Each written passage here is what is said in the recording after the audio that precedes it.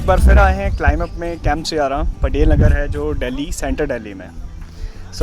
पिछली बार नवीन sir available नहीं थे, इस बार नवीन सर अवेलेबल है हमारे। Hello sir. हेलो सर, कैसे हैं आप सर? बढ़िया हूँ, आप कैसे हो? बढ़िया सर।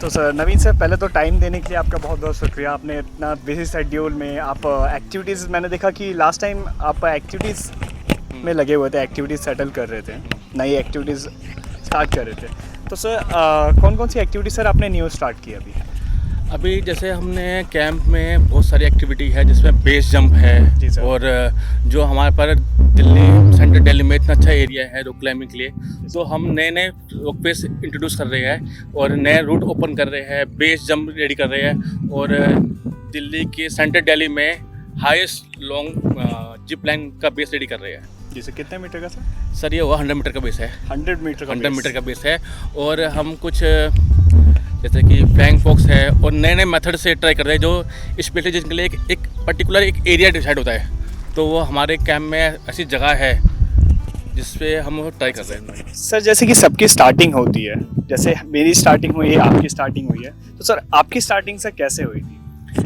सर मेरी तो बहुत लॉन्ग स्टोरी है और जैसे मैं, आपको पता होगा, मैं रामजस नंबर 2 से रामजस नंबर जो हमारे आनंद से वहाँ से पास आउट हुआ।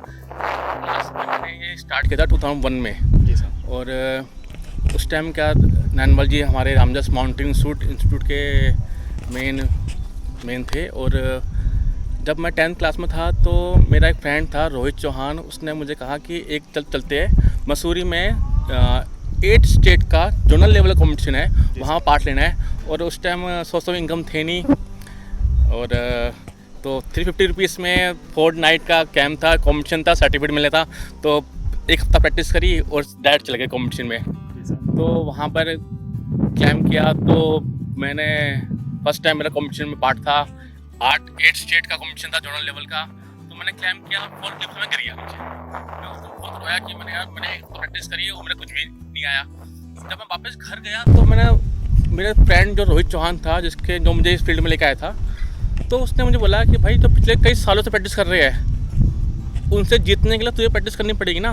तो 15 दिन क्लाइंब किया और तो रोने लग गया कि तुझे कुछ प्राइज़ ही नहीं आया। फिर उसके नेक्स्ट टाइम मैंने प्राइज़ किया और मैंने अपने कैरियर की स्टार्टिंग करी। फिर बीच में मुझे जो हमारे जो मेरे साथी रोहित चौहान, पारस राम जी और नागेंद्र सर थे, उन्होंने इंट्रोड्यूस कराया मनीष कुमार गुप्ता जी से, जो आजकल रॉक्स वर्ल्ड के ओनर है। जी सर। उन्होंने हमें धीरे धीरे और मैं पुराने लोगों से मिला, उन्होंने क्लाइंबिंग का मुझे वो किया। जब फिर मेरा फर्स्ट मेडल था वो श्याम प्रसाद स्कूल में था, मेरा फर्स्ट मेडल था। उस टाइम चलती थी मंथली सीरीज, हर मंथ में कॉम्पिटिशन ऑर्गेनाइज होता था और मेरा फर्स्ट मेडल वहाँ पर था श्याम प्रसाद स्कूल में, सेकंड बंगाली स्कूल में था और उसके बाद मेरा मेडल की आना शुरू हो गया। तो 2003, 4, 5, 6, 7, 8 ये मेरा कैरियर था और धीरे धीरे मैं अपनी बुलंदियों को छूता रहा और आज के टाइम पे मैं national sport climbing Indian team का कोच हूँ। Nice sir. जैसे आपने बताया कि स्टार्टिंग कैसे करनी है, सेम क्वेश्चन है इससे रिलेटेड कि जो लोग एडवेंचर फील्ड स्टार्ट कर रहे हैं तो वो अपने आप को एडवेंचर फील्ड में कैसे ग्रो कर सकते हैं?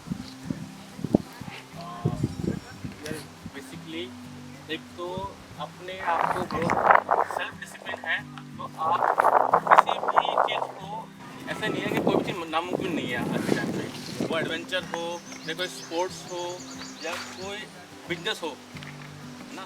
क्योंकि हम हर समय ये बोलते हैं यू कैन डू इट, हम कभी नहीं बोलते आई कैन डू इट। हमें वो सारी एबिलिटी है जिसमें हम अपने आप को इम्प्रूव कर सकते हैं। इसलिए उस चीज़ के लिए मेरा मानना ये है कि जब तक आप में खुद में सेल्फ डिसिप्लिन नहीं होगा तब तक आप अपने आप को इम्प्रूव नहीं कर सकते। तो सेल्फ होना, डिसिप्लिन होना रियल लाइफ में बहुत ज़रूरी है। तो जैसे कि आप इंडिया की टॉप एडवेंचर कंपनीज में से एक क्लाइम अप है जिसमें उसके आप डायरेक्टर हैं, तो सर बाकी कंपनियों के लिए क्या सजेशन है कि वो जो स्टार्टिंग कंपनीज है जिन्होंने स्टार्टिंग की है, आपका भी एक प्रोसेस रहा होगा, एक्सपीरियंस रहा होगा कि स्टार्टिंग में कैसे किया था एंड उसके बाद धीरे धीरे ग्रो अप कैसे किया, तो उसके लिए बाकी कंपनियों के लिए क्या सजेशन? थोड़ा सा बिजनेस माइंडेड क्वेश्चन है बट सर जितना आप बता सकें। सर देखो क्या है, मैं एक आजकल हमारे मोदी जी ने बोला ना, सबका साथ सबका हाँ, तो वही बात है कि देखो दूसरी कंपनी के बारे में मैं कुछ नहीं कर सकता। मैं अपने बिजनेस के बारे में बता सकता हूँ कि हमें क्या है, जितने भी हमारे साथ में, क्योंकि ये एक कंपनी नहीं है, ये एक फैमिली है, ग्लैमर विद द फैमिली।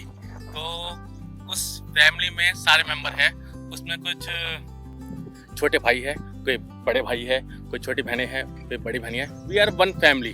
तो उस फैमिली की तरह से हम टैकल करते हैं इस चीज़ को। चलिए सर, बहुत बढ़िया आपने इंटरव्यू दिया उसके लिए, and thank you for giving me your time. Nice meeting you sir, and sir मौका मिलेगा तो मैं भी आता रहूँगा। सर आपसे मिलते रहेंगे हम। जी sir, thank you so much.